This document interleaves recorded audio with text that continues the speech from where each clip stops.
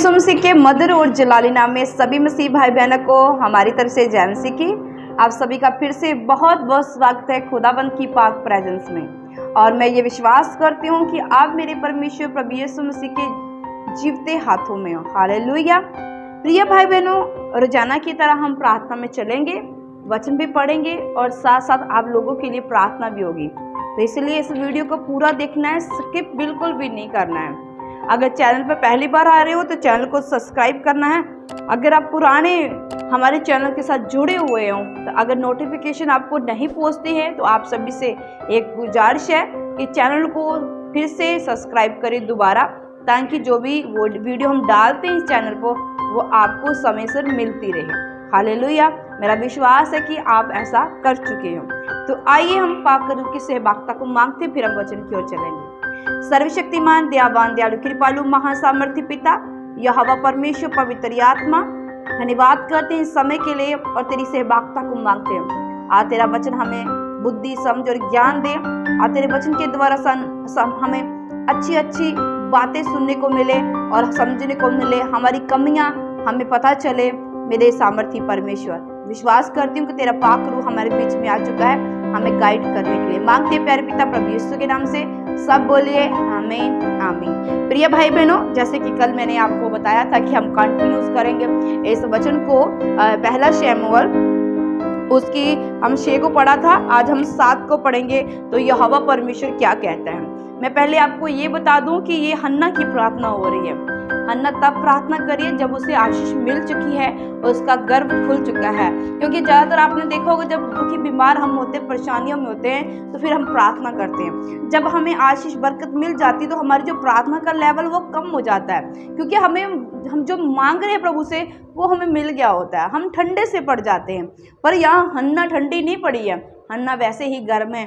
और अब इसके प्रार्थना करने का जो ढंग है, वो तरीका है, वो कैसे बदल चुका है, आइए इस वचन के द्वारा देखते हैं। वो यहाँ इस वचन में प्रार्थना कर रही है तो क्या करिए, बड़े जोर से प्रभु की महिमा करिए, दिल की गहराइयों से, रूह सच्चाई से प्रभु की महिमा करिए। और बता रही है, क्या बताती है, यहोवा निर्धन करता और धनी भी बनाता, वही नीचा करता और ऊंचा भी करता है। वे कंगाल को धूली में से उठाता और दरिद्र को घूरे में से निकाल खड़ा करता, ताकि उनको अधिपतियों के संग बिठाए और महिमा युक्त सिंहासन के अधिकारी बनाए। सब बोलिए आमीन। प्रिय भाई बहनों, यहाँ कंगाल की बात हो रही है। हन्ना कंगाल के बारे में बोल रही है कि जो लोग कंगाल हैं, जो लोग विपत्तियों में, परेशानियों में रहते हैं कि ऐसा क्यों हो रहा है मेरे साथ, मैं क्यों नहीं बढ़ पा रहा हूँ, मुझे सक्सेस क्यों नहीं मिल पा रही है, मैं बढ़ क्यों नहीं पा रहा हूँ अपने जीवन के हर हिस्सों में। तो परमेश्वर का वचन कहता है, हन्ना यहाँ कह रही है कि कंगाल को धूल से उठाता है। अगर आप कंगाल हो तो प्रभु आपको उठाएगा, आपको ऊंचा करेगा। जैसे धूल होती है वो उठती है, प्रभु आपको उठाएगा, आपके मरे हुए हिस्सों को जिंदा करेगा, आपके मरे हुए फाइनेंस को जिंदा करेगा। हालेलुया।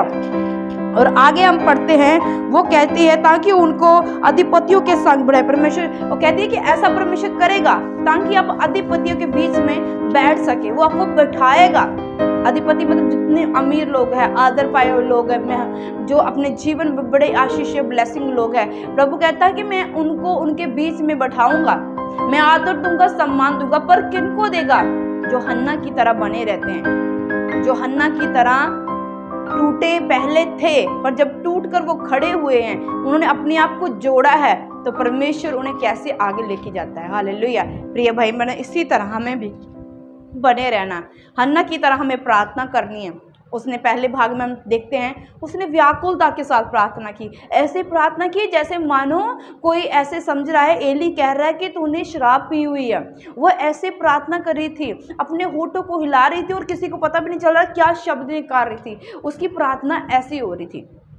कितनी वो दुखी होगी उस वक्त, कितनी परेशान होगी, कि जो ऐसे प्रार्थना कर रही है। अगर आप भी हन्ना की तरह परेशान हैं, हो सकता है वो परेशानी आपकी अलग हो। हन्ना की गर्भ को लेकर परेशानी थी, आपकी और कोई परेशानी हो सकती है, आपको कर्ज के लेकर हो सकती है, बच्चों के प्रति हो सकती है, आने वाले फ्यूचर के प्रति आपकी हो सकती है, आपके शरीर के लिए आपकी प्रार्थना हो सकती है। आप भी हन्ना की तरह हो सकता है व्याकुल हो चुके हो। अगर व्याकुल हो चुकी है ना, तो हन्ना की तरह प्रार्थना कीजिए। कैसे और व्याकुलता में रहकर उसने कैसे अपने दुख को प्रभु के आगे जाहिर किया, अपने होठों को खोलते हुए और बलिदान देने के लिए उसने सोच लिया कि मैं बड़ा बलिदान दूंगी प्रभु के आगे। जब उसने ऐसा सोच लिया, प्रण कर लिया, मन्नत मांग ली कि जो प्रभु मुझे देगा मैं प्रभु के ही चरणों में लुटा दूंगी, तो परमेश्वर ने उसे बहुतायत की आशीष दी। क्योंकि वो जानती थी प्रिय भाई बहनों कि अगर मैं एक मन्नत मैंने मांगी है, मैं उस मन्नत को पूरा करूंगी ना, तो मुझे और फल मिलेगा। वो जानती थी कि अगर मैं एक बेटा प्रभु मुझे देता तो वो मैं प्रभु के घर के लिए दे देती हूँ, मुझे 5 और मिलेंगे। हालेलुया। तो उसे ऐसे मिले भी। उसके 3 बेटे और 2 बेटियां बाद में हुई। प्रिय भाई बहनों, प्रभु ने उसे आशीष किया, ब्लेस किया। आज क्या आप मन्नत मांगते हो प्रभु के आगे? आज क्या आप प्रभु के आगे कुछ रखते हो बलिदान? देखने की जरूरत है प्रिय भाई बहनों।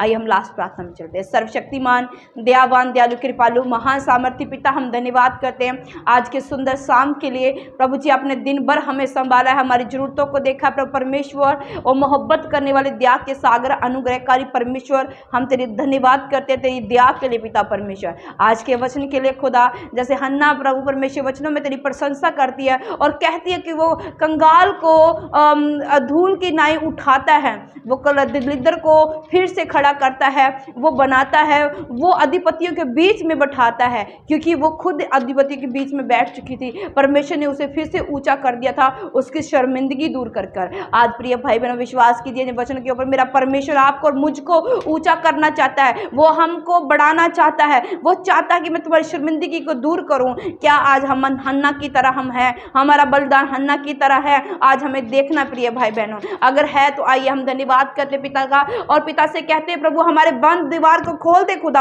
हमारे बंद बिजनेस को खोल दे, हमारे हालातों को बदल दे, हमारी बीमारियों को खत्म कर दे। मेरे स्वर्गीय परमेश्वर, मेरे सामर्थ्य परमेश्वर, अपने काम मांगो तो दिया जाएगा। प्रभु हम मांगते हैं अपनी रिहाई, अपनी आजादी को, अपने छुटकारे को पिता परमेश्वर। जो सालों से बीमारी है, जो सालों से कर्ज है खुदा, हम चाहते हैं कि ये सब चले जाए हमारे जीवन को छोड़ के पिता परमेश्वर। विश्वास करती हूँ प्रभु जी, आपने हमारी प्रार्थना को सुना है और कबूल किया। जो हमने मांगा वो आप हमें दे चुके यीशु नाज़री के नाम से, ये हम विश्वास करते हैं। थैंक यू जीसस हमारी प्रार्थना को सुनने के लिए। Thank you Jesus.